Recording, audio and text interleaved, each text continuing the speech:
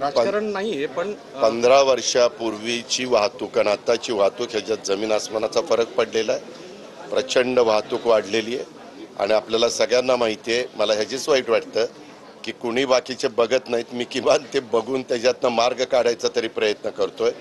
तिथं PMRDA, PWD, national highway, MIDC आणि PMRDA असे महावितरण ह्या अशा सगळ्यांशी संबंधित तो विषय असताना आम्ही ताबडतोब जे रुंद कॉर्नर चौक वगैरे करायचे होते ते केलेले आहेत। हे सगळ्यांना माहिती आहे। रस्ते करण्याच्या करता तिथं आता आम्ही वरनं 4 लेन फ्लायओव्हरची मंजुरी दिलेली आहे।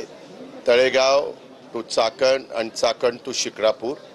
आणि मी त्यांना असं म्हणत होतो की खाली 6 लेन आपण करूया। आता त्यांनी 4 लेनच मंजूर केलेला आहे। मी त्यांना म्हणलं की तुमचं आता हे 4 लेनचं काम सुरू करा आणि नवीन एक 6 लेनचं अजून एक म्हणजे रोड वाढवायचा, एक लेन वाढवायची अशा पद्धतीनं करा असं त्यांना सांगितलं। मधल्या काळात पाऊस सातत्याने होता।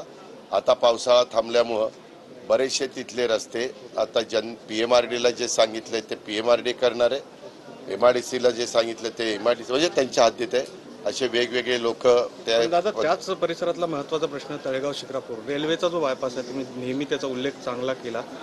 12 गावचा विरोध त्याला होतोय आणि शेतकरी म्हणतात की किती ठिकाणी जमिनी द्यायची आम्ही, तर त्या संदर्भात राज्य सरकार काय हे का तू जरी राज्याचा मुख्यमंत्री असला ना बाळा, तरी देखील रेल्वे करण्याकरता, विमानतळ करण्याकरता, तुझ्या मेट्रो करण्याच्या करता, रिंग रोड करण्याच्या करता, रस्ते आता 4 पदरी कमी पडत नाही म्हणून ते 8 पदरी करण्याच्या करता, सबवे करण्याच्या करता ह्या किंवा कचऱ्याची विल्हेवाट लावण्याच्या करता ओपन स्पेस शोधून काढून तिथं आधुनिक पद्धतीनं कचरा विल्हेवाट लावण्याच्या करता, STP प्लांट बसवण्याच्या करता ह्या सगळ्या गोष्टीला आपल्याला जागा ही लागते।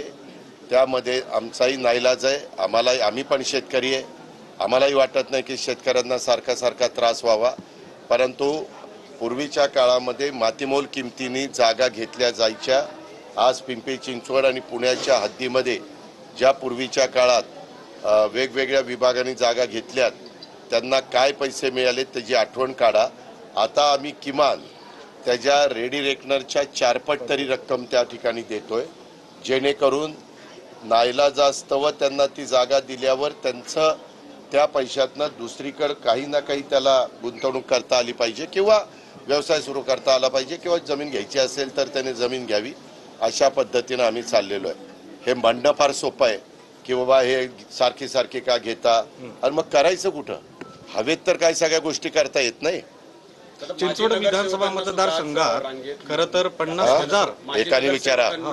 माजी नगरसेवकांना सुद्धा आपल्याकडे दाद मागावी लागली। एक मिनिट, मधी जर 4 वर्ष ते नगरसेवकच नव्हते, तू 4 वर्ष जर पत्रकारच राहिला नाही तर तू प्रश्न विचारू शकतो? नाही विचारू शकत ना, कारण तू पत्रकारच नव्हता। तसं ते नगरसेवकच नव्हते। काय होतं, मी बोललं ना की तुम्हाला माझं तो शब्द खटकतो, पण आपण पण बोलताना विचारपूर्वक ते कंटिन्यू नगरसेवक असते आणि निवडणूक लागली असती